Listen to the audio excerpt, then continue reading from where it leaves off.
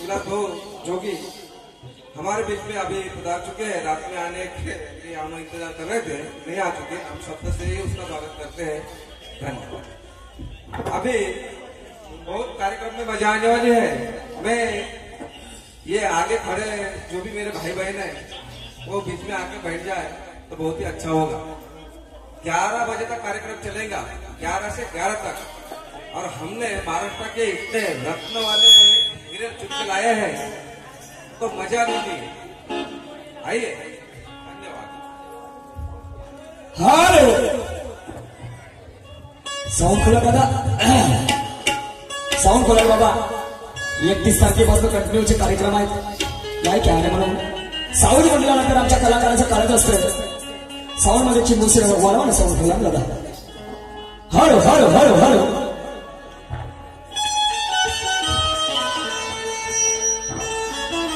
माय बाबा हो, तुमच्या चरणावर माझं डोकं आहे। असंच होते, मी सांगतो मुंबई ना हा म्हणते दिल्ली, दिल्ली। मी सांगतो मुंबई आणि हा म्हणते दिल्ली। आणि कशी लागल जी याच्या चालायला माझी किल्ली नाही का? आणि म्हटलं अरे कोण बनला गुरु, रिटर्न साऊंड दे। हॅलो बोल राव त्याला, हॅलो हॅलो हॅलो। अरे कोण बनला गुरु आणि कोण बनला चेला, आणि जन्म ज्याचा झाला तोची नाही मेला। आणि शाहीर साहेब का म्हणते जन्म झाला तो मेला म्हणते।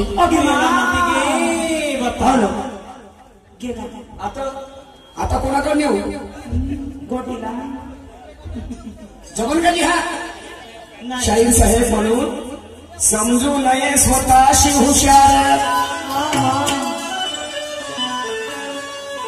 समजू नये स्वतःशी हुशार।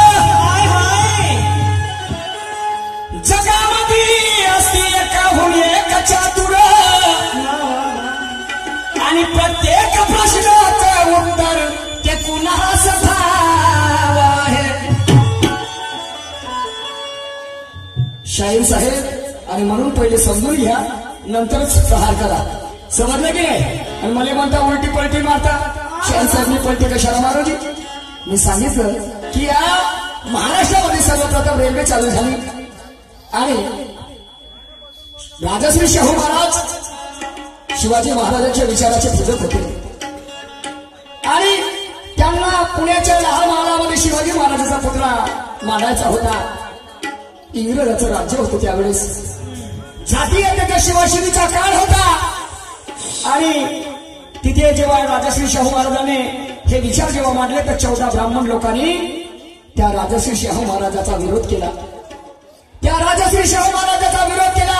परंतु राजश्री शाहू महाराजाकडे त्यांची टीम होती, कुणी तेली होता, कुणबी होता, कुणी मान समाजाचा होता, कुणी चांभार होता।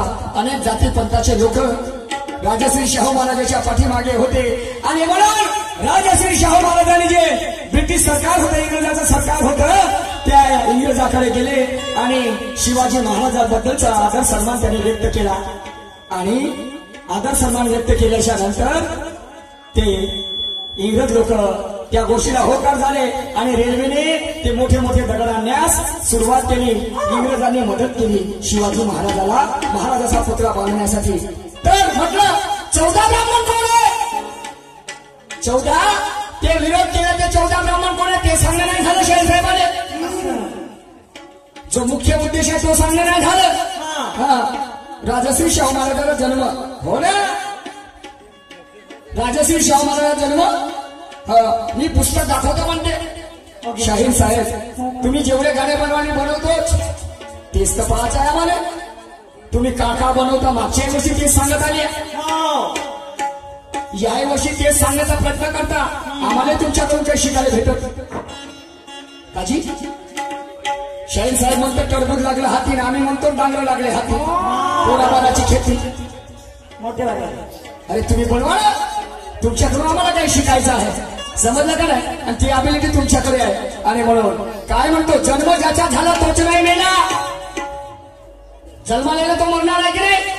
पण संत महापुरुष म्हणतात अरे जो जन्माला तो मरत नाही, मरण पावला वेगळ्याची. आणि सांगा शाहीर सभेच्या काही गोष्ट नाही झगड्याची. तर शाहीर साहेब सांगतात गुरु द्रोणाचार्य आणि अर्जुनाच्या फेका तिकडे पहिले प्रश्न समजून घ्या. लय ताल सूर्याचा निर्माता कोण आणि चालते पण दिसत नाही मायबाप कोण. तर हवा सांगता शाहीर साहेब निसर्ग त्यांना त्याचे मायबाप अनेक गोष्टी आहेत त्याच्यामध्ये. समजलं की नाही? आणि म्हणून नाही जमलं जी करा प्रयत्नार्थी परमेश्वर प्रयत्न करा. मी असं म्हणत नाही आज नाही उद्या जमेल. हलो हलो चलो आगे आगे देखो होता है क्या. हा शाहीर साहेबांनी गाणं म्हटलं अरे ब्राह्मण कन्याशी करुणी या लग्न धन कराला रत्न गवसले अरे नाही पालक त्याला आणि त्या रत्नाचा हार बांधला टाकला आणि मेणकीच्या गड्याला. तो मेणकीच्या गड्याला टाकला तो झालं पण तो हात तुमच्या गड्यामध्ये टाकणार आहे एक दिवस. हा मेणकीच्या नाही मेंढीच्या. Hello I am sorry thank you नवघरेजी. तो हार नाही का तुमच्या गड्याला टाकणार आहे माझ्या गड्याला टाकणार आहे प्रत्येकाच्या गड्याला टाकणार आहे. हा आणि म्हणून करू नको तू आता मुजोरी आणि होईल एक दिवस तुझी गाचोरी. बरोबर आहे पुढे चोरून नेणार आहे एक दिवस म्हणून हे सोडून दे आता तरी. आणि म्हणून करू नको गा आता मुजोरी आणि होईल एक दिवस तुझी गाचोरी. पाण्याआधी बांध तू पार पाण्याआधी बांध तू पार आणि काही दिवसानं टाकतील सगळे आणि काही दिवसानं हे प्रत्येक लोक टाकतील.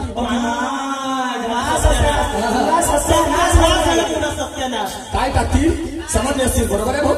टाकाल का नाही टाकाल? मी समजली नाही टाकाल तुम्ही? मी नाही समजली.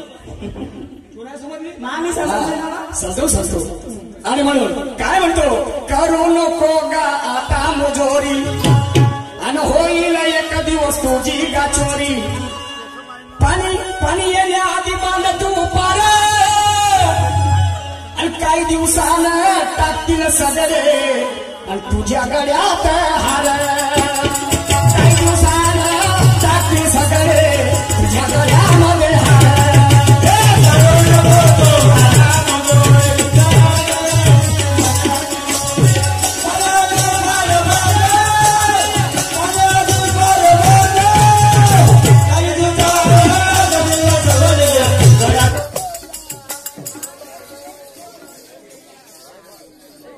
कुस्ती कोण मारते हे तुम्हाला पाहायचं.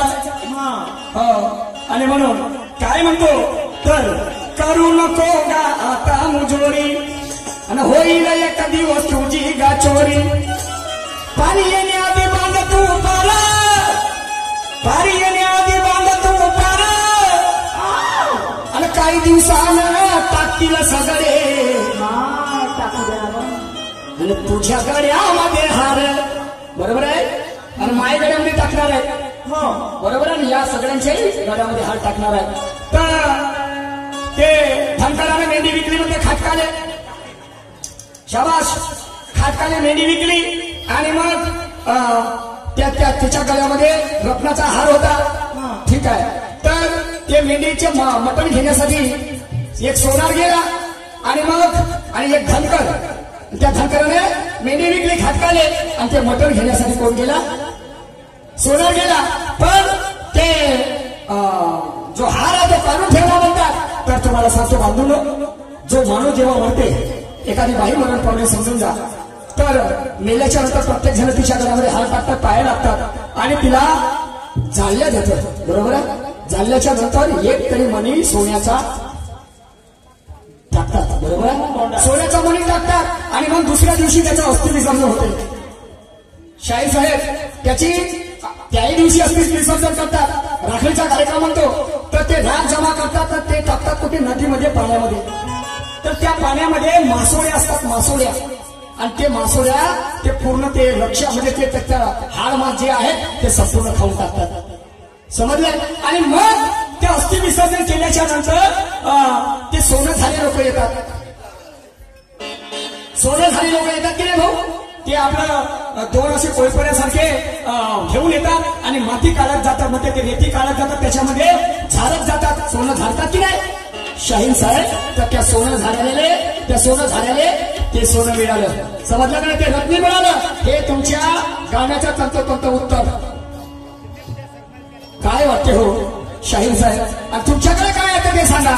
गंजीबा म्हटलं मी ना. का सांगितलं जे तुम्ही माझ्या गंजीबाचं नाही. काय सांगितलं गाणं म्हणलं तुम्ही. वा रे वा. मी एक्का सादर केला, सगळं सांगितलं तुम्हाला. जोकर सांगितले. म्हटलं नवीन काही सांगतील शाहीन साहेब. आणि म्हणून काय म्हणतोय जरा लक्ष देऊन ऐका. बिना रुपयों के कभी चमत्कार नहीं होता. बिना रुपयों के कभी चमत्कार नहीं होता. और खाली पेट यारो कभी नमस्कार नहीं होता. बिना रुपयों के कभी चमत्कार नहीं होता. खाली पेट कभी नमस्कार नहीं होता. अरे विद्वानों के होते हैं मिसाल और पैमाने, पर मूर्खों के लिए कोई पुरस्कार नहीं होता. आपको नहीं कहूंगा मैं. मूर्खाला कधी पुरस्कार देते का कोणी नाही. पण तुमचं कसं आहे. आपल्या पोराचं शेंबूळ तर कोणीही बाई पुसते.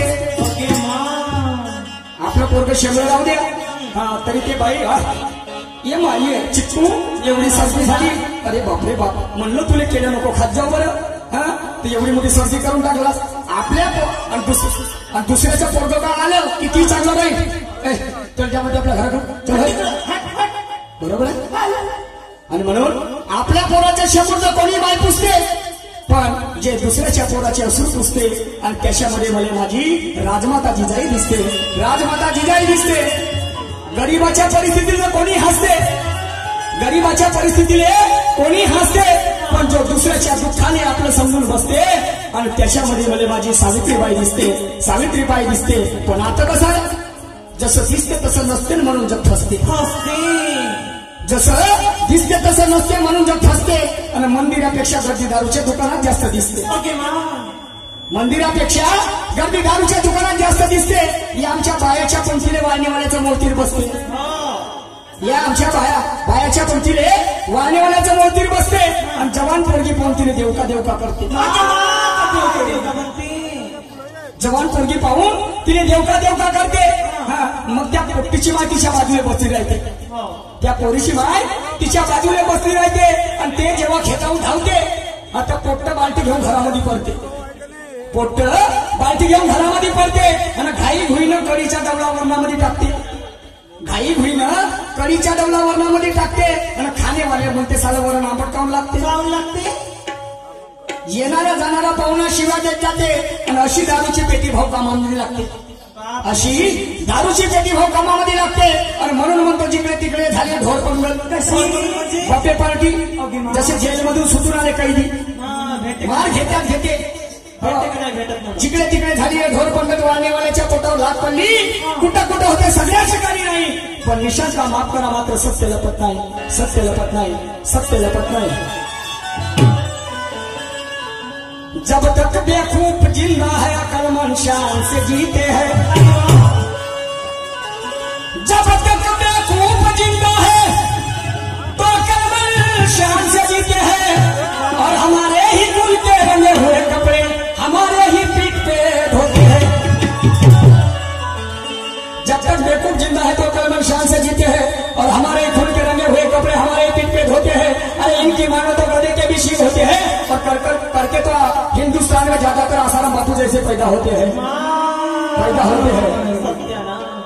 लय ताल सूर याचा निर्माता कोण चालते पण दिसत नाही. शंकरजीचा डमरू सांगता. अरे वा चांगला आहे तुमचा डमरू. काय हरकत नाही. आता मला घुंगरू सांगा लागल नाही का. समोरच्या फिरामध्ये मला घुंगरू सांगा लागल का नाही. हो डान्सर लोकांचा घुंगरू आणि हे साई शब्द सांगून आले डमरू. चला अभी क्या कह रहा हूं मैं. मुस्कुराना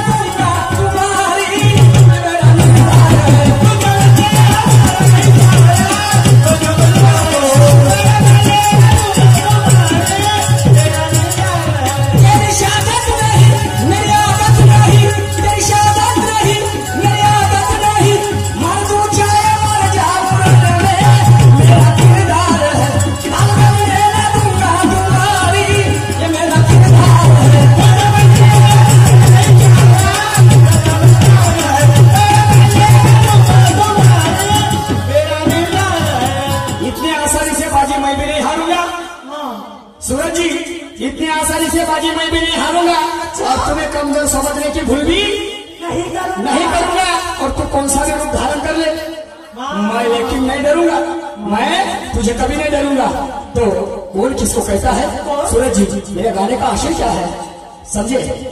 तू समझ ले हमारा इशारा, गल समझदार है, दाल बनने न दूंगा तुम्हारी, ये मेरा निर्धार है। तेरी शादत नहीं और मेरी आदत नहीं, मार तू चाहे मर जाऊं रन में, ये मेरा किरदार है। गिरधर धमकी से हम डरते नहीं, समझे कि कौन किसे कहता है? तो तुम्हाला सांगतो, डॉक्टर सिंह हा इंग्रज अधिकारी, समजले की नाही? आणि हा भगत सिंगाकडे जाते आणि भगत सिंगावर खोटा आरोप लावून ती म्हणते तुम्ही डेव्हिडला मारण्याचा आरोप त्याच्यावर लावतात भगत सिंगावर, आणि डॉक्टर सिंह जाते आणि त्याला हातकडे लावून तुरुंगामध्ये टाकते। तेव्हा भगत सिंह म्हणते मी तुमच्या इंग्रज अधिकाऱ्याला जीवाने मारलेला नाही, माझा काही कसूर नाही, पण ते इंग्रजाचं सरकार असते त्यावेळेस आम्ही गुलाम असतो आणि त्या जेलमध्ये त्या भगत सिंगला टाकतात। तेव्हा तो भगत सिंग म्हणते माझा अपराध बसताना तुम्ही मला जेलमध्ये टाकल्या, पण मी ज्या दिवशी जेलमध्ये सुटून येईन म्हणते तशी मौत मारीन म्हणते, तुला ऐसी मौत मारूंगा कि धोबी का कुत्ता घर का घाट का। प्यास पानी से नहीं बुझी तो मैखाने चला गया और न जाने हमारे चाहने वालों ने हमें भुला दिया। फुल हसरत के मर जाए क़यामत के पहले, जहाँ तक तो हमने सबका भला किया। ये आवाज सुनो कपल से महापुरुषों की, जिसे गद्दारों ने जला दिया, वहां ने दुनिया जिस थाली में खाया और उसमें छेद किया।